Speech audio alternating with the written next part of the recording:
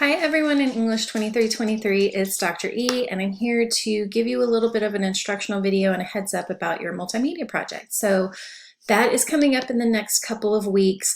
I want you to just at this point to be thinking about what your ideas might be, because I think there are probably a lot of options that may float around your mind, and I want by next week when we create and complete our multimedia project plan, I want those ideas to be a bit solidified. So please don't wait until the last minute to start thinking about this. Let the wheels start turning so that next week things are going to be set in stone, okay? So what I'm going to do is pull up the assignment sheet so we can walk through it, but I'm not going to read it word for word, so just go ahead and take some time to kind of let it all sink in, let it digest a little bit, and really start planning out what you might like to do. So this is posted on D2L, and so what this project does is gives us the opportunity to be creative, right? So for a long time we've been working with reading our texts and doing our discussion posts in our reading journals and now our portfolio. But this is a way to get a bit creative with our ideas, especially if you consider yourself an artist of some kind. Maybe you do comic writing, maybe you are a poet or a short story writer, or an artist, you paint or you sculpt. Or if you want to kind of give those things a try, you don't have to be an expert in the kind of medium that you choose. This is just a way for us to think about some of the things that we've learned or read about in a different kind of way, okay? So the project gives us a bit of freedom. So this is a creative academic project, right, that allows you to kind of work outside of just kind of essay writing. So you're going to think about a specific topic, related to literature or an author or a specific story, and you can create a video, a film, a drawing, a sculpture, PowerPoint. You can be really creative with PowerPoint, short story, photography, anything. There aren't necessarily any limits on the kind of medium you choose.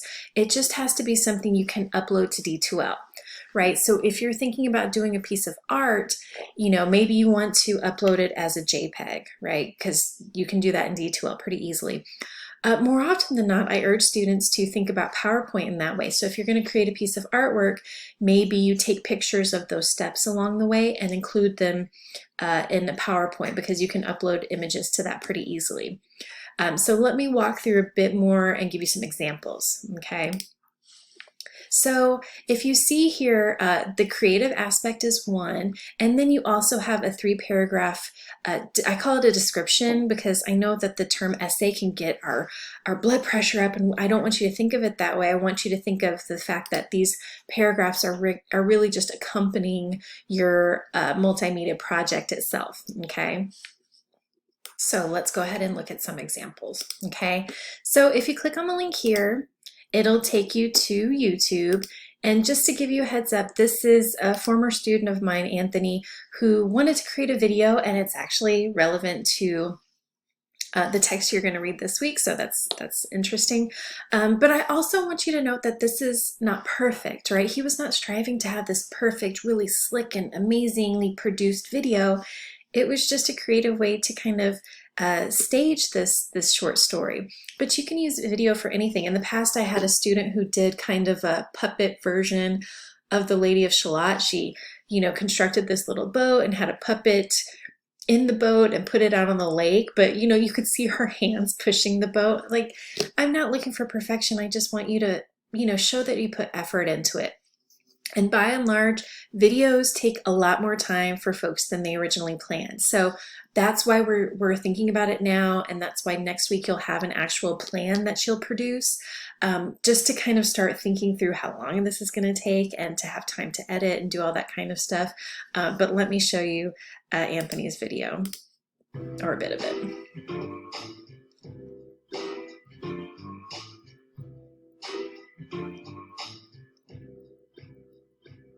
So I'm walking down the street like I always do. Then I see this girl looking oh so cute. I'm like, but I don't know what to say. So I pass her up every day. Like, maybe she'll know. So just a quick view, and you can watch the full thing by going to that link. But again, it's not incredibly perfect, right? But he wrote the lyrics to the song to kind of reflect what's going on in the short story by James Joyce.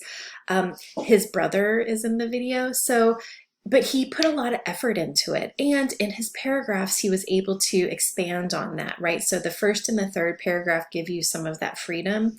The second paragraph is where you dig into, the MLA and the sources and the citations and things. But also, if you go to the link in the handout, it takes you to, this is a website that I curate or blog that I curate. I haven't done this in a while, but there are some other options. So Jocelyn was an artist, and so we read Grendel in that class. And so she created this piece of art, but in her 3 paragraphs, she told us how long it took, did she do it on canvas? What kind of paints did she use? She gave us some background, right? And so another one I want to show you as an example, let me click on this again, is Veronica's, because this is something where it was really helpful to see the process. So Veronica was also in the British Lit 1 class, so she was doing the dragon from Beowulf, but she wanted to do origami, but she showed the process because it was really time consuming and showing you the end product, which is amazing. And she brought it into class because we were in person at the time. Showing us the steps really gave us as her audience an idea of just how time consuming it was. But showing us the steps also really just kind of gave us a view of how time consuming, right? But also just the intricacies of doing something like origami.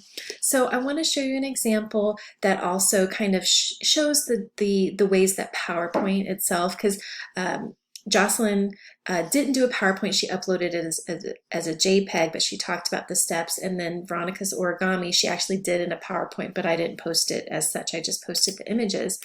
But here's an example from a student we read over the summer, The Telltale Heart by Edgar Allan Poe.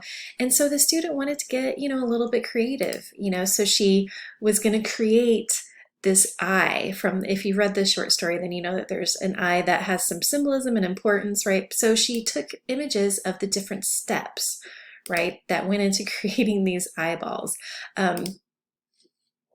It's just awesome. And so she showed the finished products as well.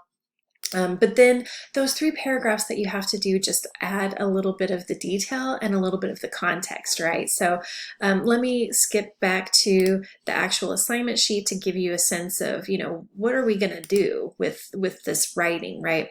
So in paragraph 1, and this is something that you'll post in the discussion area of D2L, the text box, like you've been doing all semester.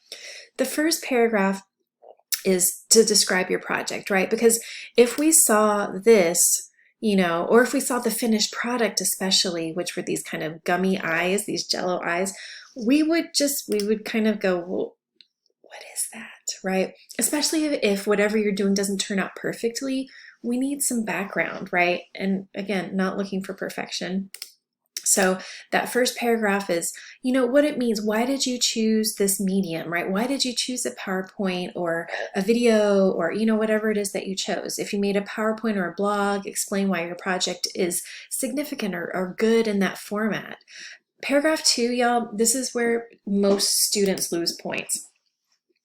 I can only, in the time that I've used this assignment, think of a handful of people who lost points on the actual project itself, on the creative part. And that was because it was just clear that the people didn't spend time on it. So it was, I remember one was a scribbled picture on a piece of notebook paper that no color, no, edits, it was just clear that it was something that was done right before class. The same with somebody who wrote a poem. I'm not looking for perfection, but especially with something like a poem, that's where you can use PowerPoint to show the different steps and the revisions, again, instead of something scribbled on a piece of notebook paper right before class, right? So people usually don't lose points on the creative side because, you're showing one another, the steps that are involved. Especially if you don't consider yourself an artist, take pictures of your piece of art throughout the process and put it in a PowerPoint. Take screenshots of a short story as you're working through it and revising it, that kind of thing. We want to see the effort. So That's how people can lose points on the project itself. Most points are lost in the actual 3 paragraphs, and mostly in this paragraph, because this is where you cite the text or texts in connection to your project from our course readings. So you need to create some sort of critical connection between the project that you've created and the written text. So offering quotes and page numbers in MLA format, of course. So to give you an idea, these are the 3 paragraphs that Maddie, who created that, the jelly eye, you know, she's quoting things in that second paragraph. You'll see that these are not brief paragraphs, but she's really going into some detail. I've had students write a lot more than this, and that's okay, because you know, if we're opening your project, we need some of that background and some of that information, and that's where those 3 paragraphs come in. People who write very brief 3 paragraphs, or who don't do what they need to do in those 3 paragraphs, that's where you'll lose those points. So don't do that. Okay, so in the 3rd paragraph, this is where you kind of explain why your project is relevant. You're like, what have you learned? How does it connect to the course? You know, what are some insights that you gained about yourself, about the readings, about the time period? And this is how the grades are broken down. What I want you to think about for our purposes in the class is you can do anything. You can do a theme that you've seen across different texts, right? You can focus specifically on a single author. So you may want to bring in quotes from the biography from our editors as well as the text itself. I've had people create videos of, one young woman did a makeup video, but she did it related to a specific character, and that was very clear.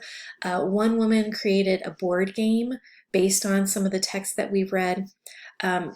You are free to be as creative as you want. The only guideline is that it has to be something posted to D2L or uploaded to D2L, and uploaded as a single document. If you are going to do the steps of an art project or a short story, just put it in PowerPoint so you can upload that as a document. If you're doing a video, my suggestion is always to post it to YouTube. You can make it so that it's not visible to everybody outside of our class, but it needs to be in a format that people can open. So if you're using some specific kind of movie software, it still has to be accessible to all of us. It has to be accessible to me so I can give you a grade, but also other people, because they're going to be interacting with you, right? Because that 25 points is going to be participation, right? So once we post our assignments, you're going to go in and respond not just to 2 people, but to 5 people. And this is, of course, engaging. It's not just, hey, this is really awesome and cool. It's, you know, really showing that you've read the work, showing that you've looked at their project, the things that we've been working on all semester, right? So I want you to really start thinking about what you'd like to explore. It can be symbolism, it can be characterization across a number of texts or particular text. It just has to show that you're engaging with things that we've learned this semester and that you're backing that up with those 3 paragraphs. So start thinking, look at the examples that are posted in the handout. And you can always run your ideas by me, but largely I'm just looking for you to put some time and effort into it. So start planning now. All right, if you have any questions, reach out to me, or you can post in the Q&A discussion area. But I really am looking forward to this, because I know all students who have done it in the past have appreciated ending the semester in this way, because it's just something that's more fun. All right, hang in there, y'all, and good luck with thinking about your ideas.